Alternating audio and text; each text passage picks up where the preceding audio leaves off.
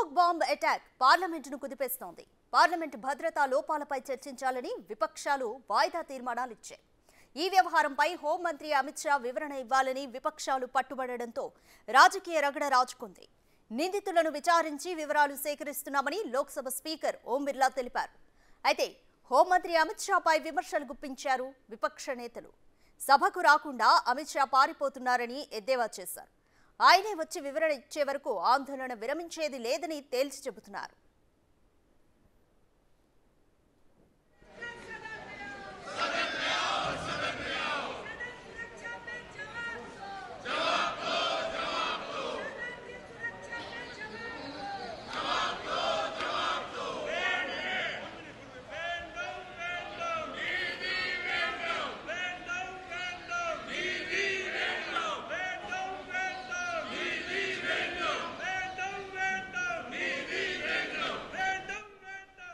మరోవైపు విపక్షాల ఆందోళనపై స్పందించిన పార్లమెంటరీ వ్యవహారాల శాఖ మంత్రి ప్రహ్లాద్ జోషి సభ సజావుగా సాగేందుకు సహకరించాలని కోరారు.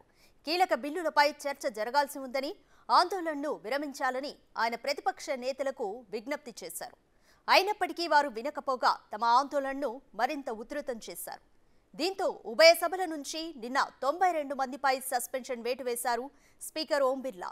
రాజ్యసభ చైర్మన్ శీతాకాల సమావేశాలు ముగిసే వరకు ఈ సస్పెన్షన్ వర్తిస్తుందని చెప్పారు. 75 ఏళ్ల పార్లమెంటు చరిత్రలో ఒకే రోజు 92 మంది సభ్యులను సస్పెండ్ చేయడం ఇదే తొలిసారి. 1989లో రాజీవ్ గాంధీ ప్రధానమంత్రిగా ఉన్న సమయంలో 63 మంది ఎంపీలపై సస్పెన్షన్ వేటు పడింది.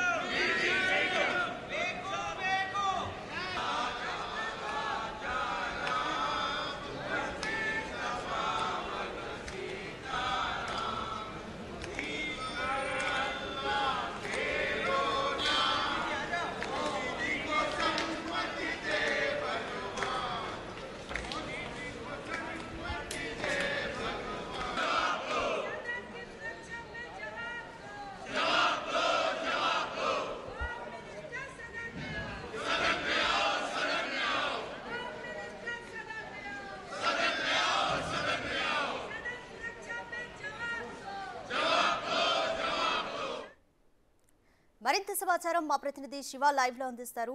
శివ, చెప్పండి, పార్లమెంటులో ఒకేసారి 92 మంది ఎంపీలపై మొట్టమొదటిసారిగా వేటు పడింది. అలాగే విపక్షాలు డిమాండ్ చేస్తున్నాయి హోంమంత్రి అమిత్ షా వివరణ ఇవ్వాలి అని. కంప్లీట్ డీటెయిల్స్ ఏంటి?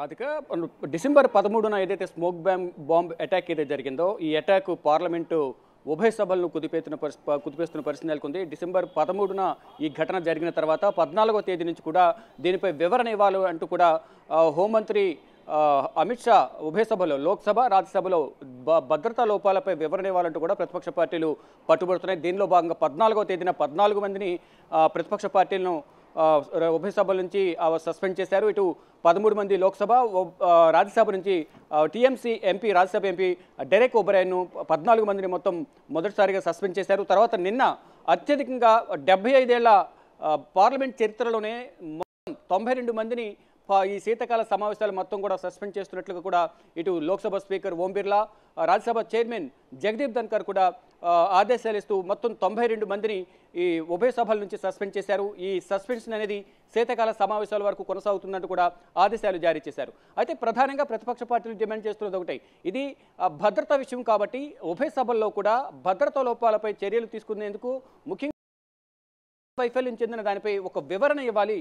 హోంమంత్రి ఇటు లోక్సభలో కానీ రాజ్యసభలో కానీ వివరణ ఇవ్వాలనేది ప్రధానంగా ప్రతిపక్ష పార్టీలు డిమాండ్ చేస్తున్నాయి. మరోవైపు ఈ బిజినెస్ అవర్స్ అన్ని కూడా క్యాన్సిల్ చేసి దీనిపై చర్చ చేపట్టాలనేది మరొక వాదన అయితే విపక్ష పార్టీల నుంచి వినిపిస్తుంది. దానిలో భాగంగా ఇటు లోక్సభలో, ఇటు రాజ్యసభలో కాంగ్రెస్ పార్టీకి సంబంధించిన ఎంపీలు, ఇటు మనోజ్ తివారీ, ఇటు రాజ్యసభలో కూడా తృణమూల్ కాంగ్రెస్ డిఎంకే పార్టీకి సంబంధించిన ఎంపీ కూడా వాయిదా తీర్మానం ఇచ్చారు. కానీ ఆ వాయిదా తీర్మానాలను పక్కన పెట్టేసి బిల్లులపై చర్చలు కొనసాగాలంటూ కూడా ఉభయ సభల్లో కోరారు. కానీ ముందుగా ఈ భద్రతా వైఫల్యంపై చర్చ చేపట్టాలంటూ కూడా ప్రతిపక్ష పార్టీలు వారిస్తూ ఉన్నాయి. కానీ ఇప్పుడు ఏదైతే దాడికి పాల్పడ్డారో నిందితులు అదుపులో ఉన్నారు, అదుపులో తీసుకుని విచారణ కొనసాగిస్తున్నారు. ఆ విచారణ అనంతరం వివరాలను వెల్లడిస్తామని స్పీకర్ ఓం బిర్లా చెప్పారు.